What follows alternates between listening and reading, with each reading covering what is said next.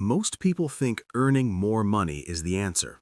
Work harder, get promoted, land a higher salary, and then finally you'll feel financially secure. But I want to show you two people today that completely shatter that idea. Person A earns $95,000 a year. Nice income, right? Person B earns $52,000 a year. Noticeably less. And yet person B has nearly 10 times the financial security of person A. Same city, same neighborhood, similar rent. So what is going on? Today, I'm going to walk you through the exact mindset shift that creates that gap and 10 rules that people who always seem to have money quietly live by. And no, this isn't about budgeting spreadsheets or cutting out coffee. This is something deeper. Let's get into it.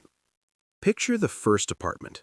Walk through the front door and you immediately see it. A 75-inch TV mounted on the wall, a leather sectional that cost $4,000, a kitchen packed with appliances, most still in their original boxes, closets overflowing with clothes, half of them still tagged, an extra bedroom that's been converted into storage for things nobody has touched in years. This is the apartment of someone earning $95,000 a year, and every time they open their banking app, their stomach drops. 2 missed paychecks, that's all it would take for everything to fall apart. Now picture the second apartment. You walk in and the first thing you notice is space. A simple couch, a reasonably sized TV, a kitchen with only the tools that actually get used, a closet with clothes that actually get worn. The spare bedroom is an actual bedroom. This person earns $52,000 a year. And when they check their bank account, they feel completely calm because they have 18 months of expenses saved and they invest 20% of every single paycheck. Same neighborhood, half the income, 10 times the security. This isn't a story about how much you earn. It's a story about the hidden relationship between your stuff and your money, one that most people never figure out. Here's the idea that will change how you think about every purchase for the rest of your life. Everything you own costs you money twice. The first cost is obvious. It's the price tag, the number on the receipt. But there's a second cost, and most people never calculate it. And here's the wild part. The second cost is often larger than the first. Let me break it down. The 4 hidden costs. Number 1, storage. Space in your home costs money. Depending on where you live, roughly $30 to $50 per square foot per year. A treadmill takes up about 20 square feet when you include the clearance around it. That's potentially $1,000 a year in housing cost just to store something that mostly holds your laundry. Number 2, maintenance. Take a boat. The industry rule of thumb is that upkeep runs about 10% of the purchase price every year. So a $30,000 boat costs you $3,000 a year just to own it, even if it never touches water. Number 3, mental energy. This one people really underestimate. Every single thing you own takes up a sliver of your attention. It needs to be cleaned, organized, insured, worried about. Research has actually shown that visual clutter raises your cortisol, your stress hormone, and makes it harder to focus. Your stuff is stressing you out in ways you can't even consciously feel. And number 4, opportunity cost. This is the big one. Every dollar you have locked up in possessions is a dollar that isn't growing. That $15,000 home gym, sitting in an index fund over 15 years could become $50,000 or more. You didn't just buy a home gym, you bought it instead of future financial freedom. When you add all 4 of those up, many things cost more to own than they cost to buy. The price tag is just the entry fee. The real cost runs for as long as you keep the thing. That's what minimalists understand. They're not avoiding nice things because they hate nice things. They've just done the math and decided most things aren't worth it. Rule number 1, calculate cost per use. Before you buy anything, do this one calculation. Estimate how many times you'll realistically use it and then divide the price by that number. That's your cost per use, and it's the only honest measure of whether something is actually worth it. A $200 jacket worn twice costs $100 every time you put it on. A $400 jacket worn 200 times costs $2 per wear. Which one is actually expensive? Not the one with the bigger price tag. Meanwhile, that $300 kitchen gadget you'll use twice a year costs $150 every time you pull it out. That's insane value when you think about it that way. This single calculation will kill most impulse purchases on the spot. Rule number 2, the replacement test. Walk through your home right now and do this. Look at each thing you own and ask one honest question. If this disappeared today, would I actually spend money to replace it? Not would I kind of miss it. Would you go buy another one?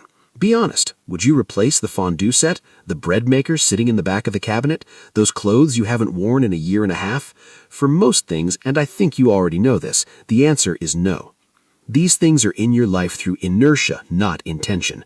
Impulse purchases, gifts you felt too guilty to get rid of, leftovers from hobbies you moved on from years ago. Every item that fails that test has negative value. It's costing you space and mental energy without giving you anything back. Getting rid of them feels uncomfortable at first, then it feels like breathing again. Rule number 3, never upgrade out of boredom. Here's a pattern I see constantly in people who earn good money but somehow have nothing saved. They replace things that work perfectly fine just because they're bored with them. The TV is great, but the new one has slightly better contrast. The phone is flawless, but the new release has a marginally improved camera. The car runs perfectly fine, but this year's model has updated styling.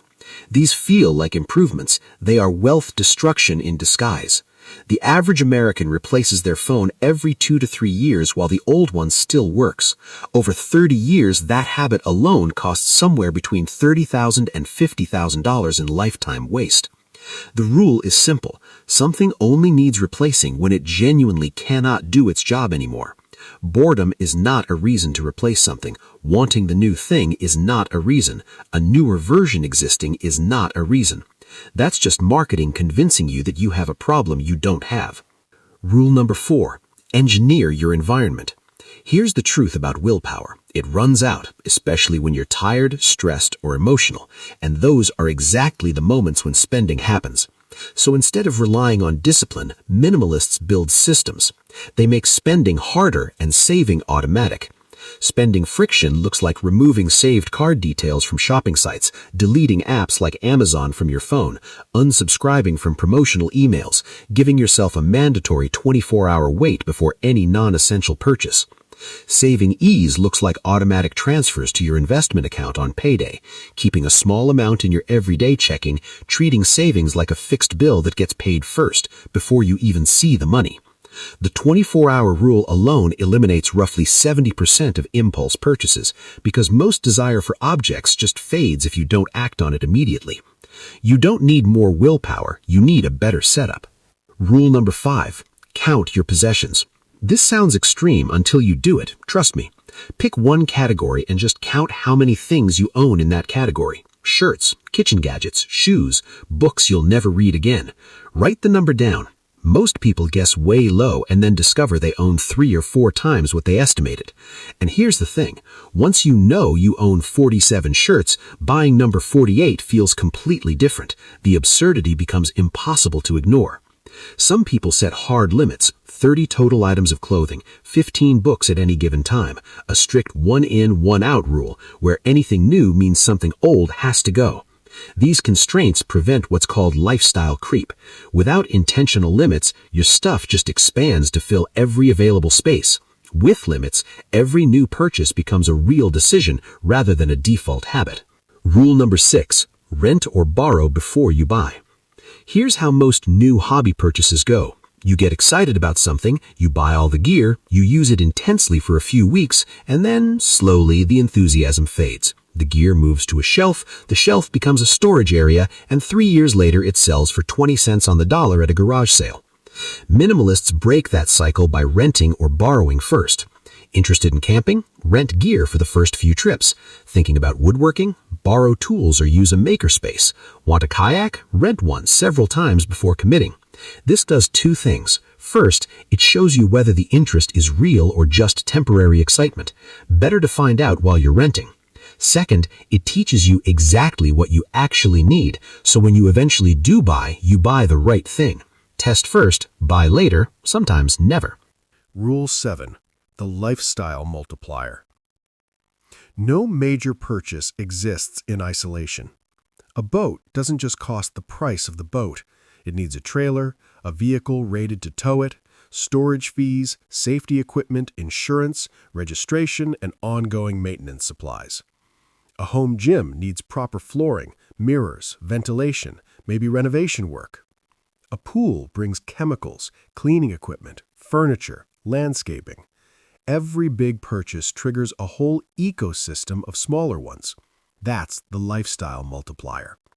A $5,000 purchase might actually be a $10,000 or a $12,000 decision once you account for everything it drags along with it. Before any major purchase, minimalists calculate the full ecosystem cost, not just the sticker price, the real all-in cost. And here's the flip side. Getting rid of one big thing often eliminates an entire category of related expenses. Sell the boat, and suddenly the storage fees, insurance, registration, and maintenance all disappear with it. The savings compound. Rule 8. Define what enough looks like before you start earning. Here's what traps a lot of high earners in a cycle they can never escape. They never define what enough looks like, so they keep buying more and satisfaction never arrives. Income goes up, lifestyle expands to match it, the new lifestyle becomes normal, so now they need more income to feel like they're making progress, and the goalpost keeps moving. People earning $300,000 often feel just as financially stressed as people earning $80,000 because their expectations grew alongside their paycheck. The fix is to define enough before you get there. What kind of home is actually sufficient? What car genuinely meets your needs? What level of comfort constitutes real comfort? Write it down. Hold the line.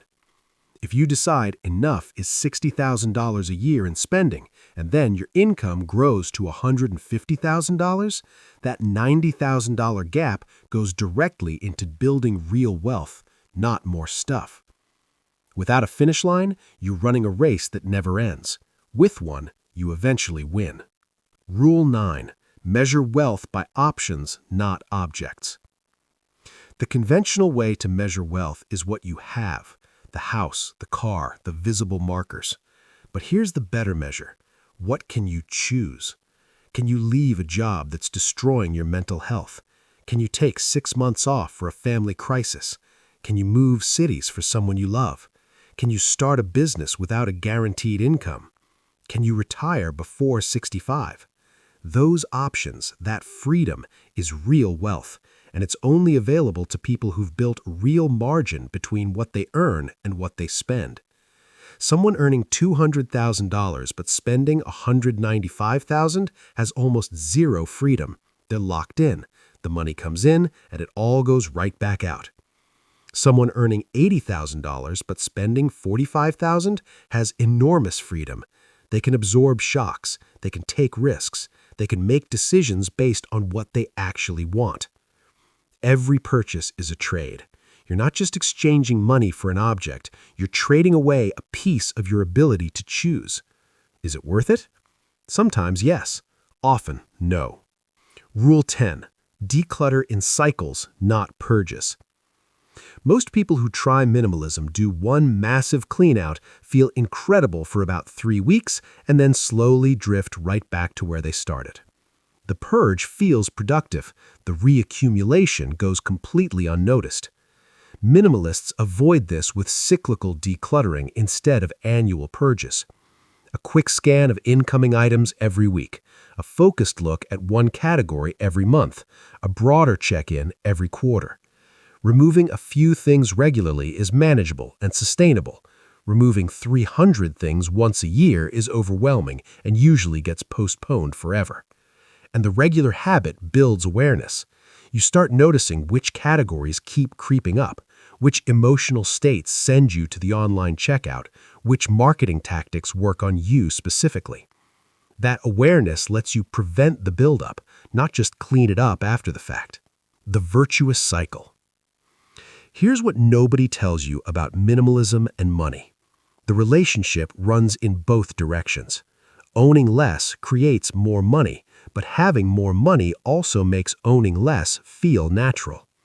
When your savings account is solid and your investments are growing, the urge to constantly buy things starts to fade. The psychological itch that drives most consumption, the need to feel secure, the need to feel successful, gets scratched by your actual financial strength instead of your shopping cart.